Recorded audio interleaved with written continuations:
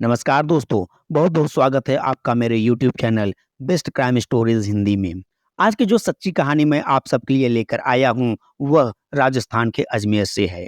इसी अजमेर में एक धर्म विशेष के लोगों ने 300 लड़कियों को ब्लैकमेल करके उनका कई बार बलात्कार किया और यह सब उसी दरगाह के खादिम के परिवार और रिश्तेदारों ने किया। बलात्कार के बाद कई लड़कियों ने आत्महत्या कर ली और जो बची रही वो आज भी नर्क का जीवन जीने को मजबूर है। यह दौर था 1992 का।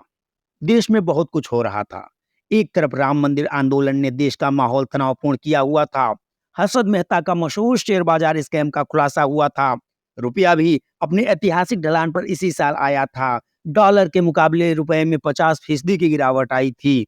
कई घटनाएं पहले ही देश में सुर्खियां बटोर रही थी कि अजमेर से एक घिनौनी और कपा देने वाली घटना का खुलासा हुआ था।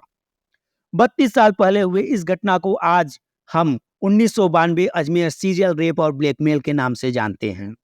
ये एक ऐसा केस है जिसने अजमेर पर हमेशा के लिए एक काला धब्बा लगा दिया। इस केस में सैकड़ों लड़कियों की जिंदगी तबाह हुई थी और आरोपियों में शामिल थे अजमेर दरगाह से जुड़े हुए रसूखदार खादिम और कांग्रेस नेता।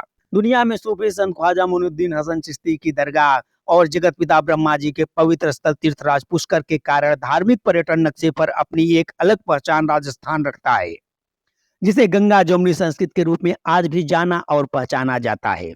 यहाँ की आबो हवा में सन 1990 से 92 तक कुछ ऐसा घट गुजर रहा था जो ना सिर्फ गंगा जमुनी संस्कृत को कलंकित करने वाला था, बल्कि अजमेर के सामाजिक ताने बाने पर बदनुमा दाग बनकर उभर रहा था।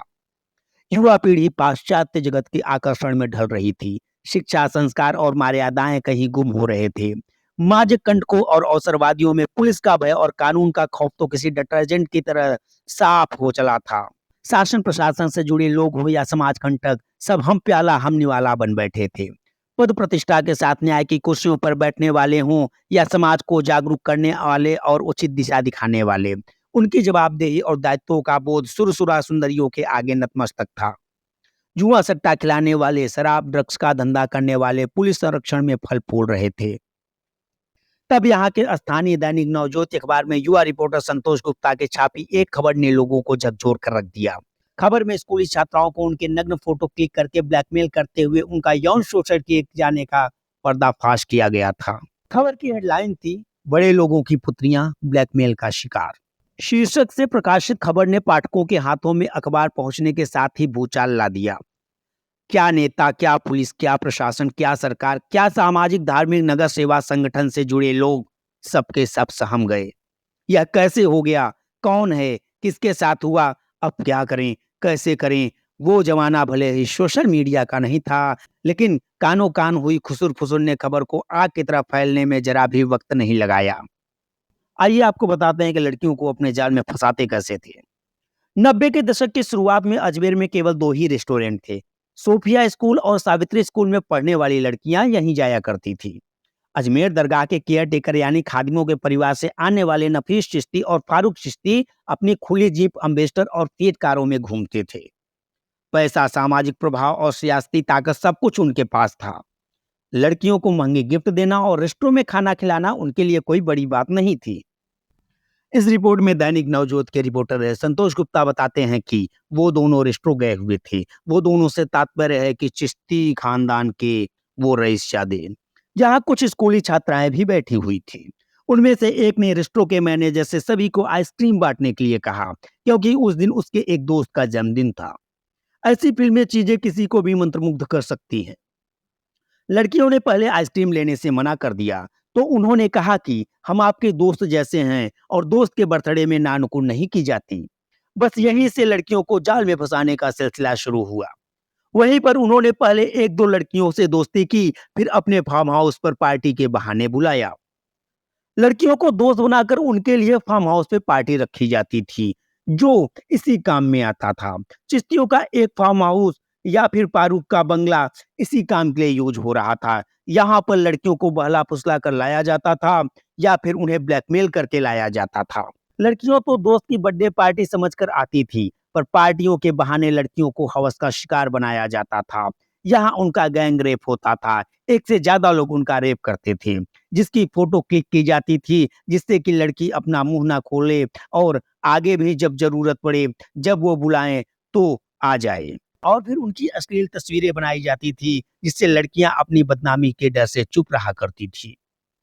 कई रिपोर्ट्स तो ये भी कहती हैं कि पीड़ित लड़कियों की संख्या 1000 से भी ज्यादा थी।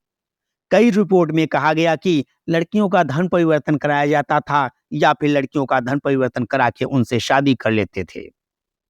ये लोग लड़कियों को फंसाने के लिए बहाना ढूंढते रहते थे। उसी क्रम में अजमेर में एक श्रीहरि रोड है, जहां पर कोई एक कॉलेज था। एक दिन उस नामी कॉलेज के बाहर से एक लड़की रोती हुई जा रही थी।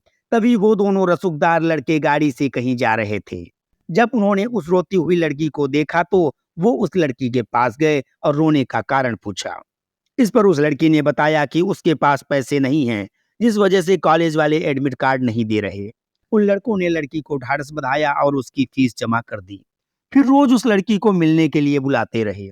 एक दिन उस लड़की को घर छोड़ने के बहाने वैन में बैठा लिया। फिर वो उस लड़की को लेके हुटुंडी में अपने फार्म हाउस गए और उसके साथ रेप किया। उन्होंने रेप के दौरान उसकी कई न्यूड तस्वीरें निकाल ली। इसके बाद वो उस लड़की को रोज बुलाते और उसका रेप करते। किसी को बताने पर फोटोज वायरल करने की धमकी देते।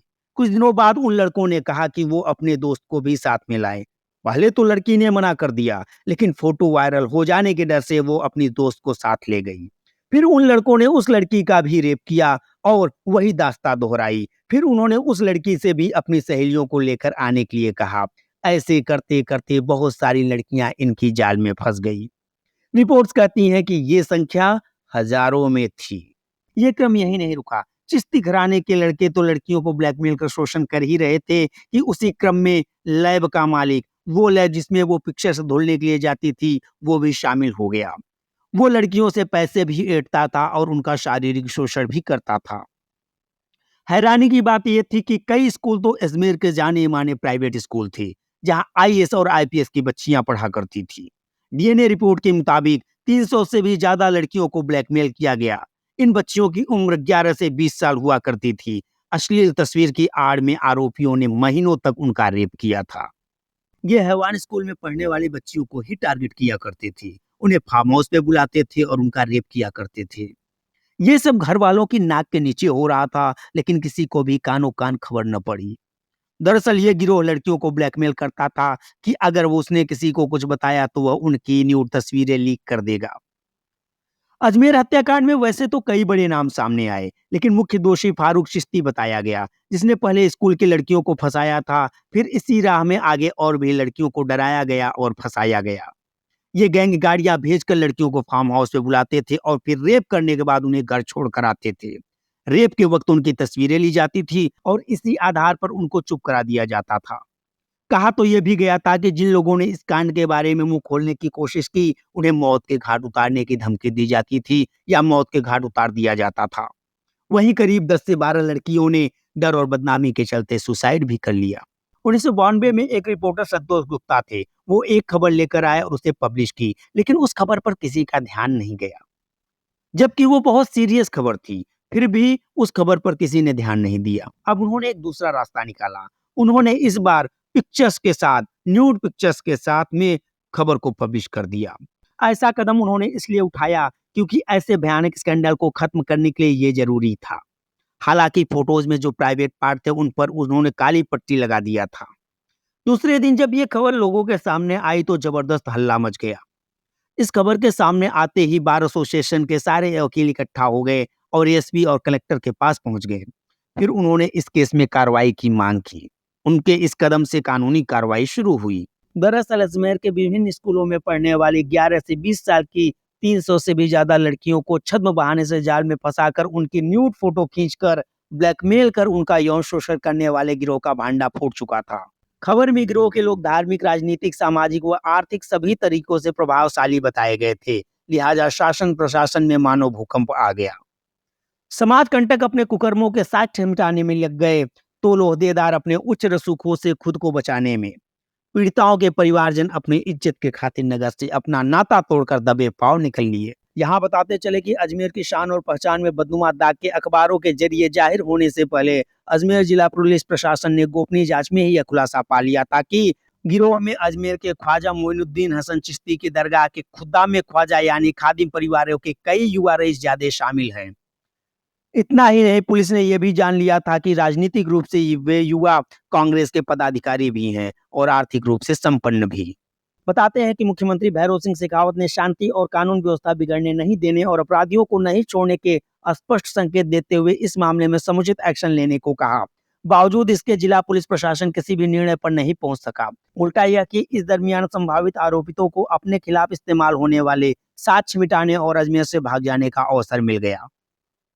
जानकारी के अनुसार पुरुषोत्तम उर्फ बबन रील से प्रिंट बनाया करता था। यही वह व्यक्ति है जिसके जरिए सबसे पहले स्कूली छात्राओं की नग्न अश्लील फोटो, अपराधियों को सबक सिखाने और मुस्लिम युवकों द्वारा छात्राओं का यौनाचार बंद कराए जाने के उद्देश्य से कलर लैब के बाहर भेजा गया था। साक्ष्य लीक होने के बाद कलर लैब के मालिक घनश्याम भूरानी का गला पकड़ लिया। फिर क्या था, मामला प्याज के छिलकों की तरह खुलने लगा। 300 से भी ज्यादा इन लड़कियों को आज भी इंसाफ नहीं मिल पाया है। कोर्ट में आज भी मामला दर्ज है। जिन लड़कियों के साथ हैवानियत हुई उनकी उम्र आज 50 से 55 के पार हो गई है, लेकिन आज भी उनको इंसाफ का इंतजार है। 2018 में इस मामले का मुख्य आरोपी पकड़ा गया।